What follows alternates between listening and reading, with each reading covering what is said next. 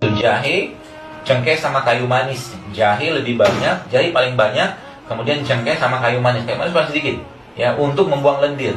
Boleh tambah lagi dengan kapulaga. Itu juga membuang lendir, itu insya Allah.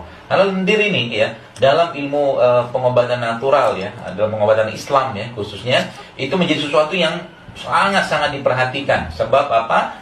Lendir saja itu bisa bikin masalah di jantung. Ya, maka lendir harus dibuang.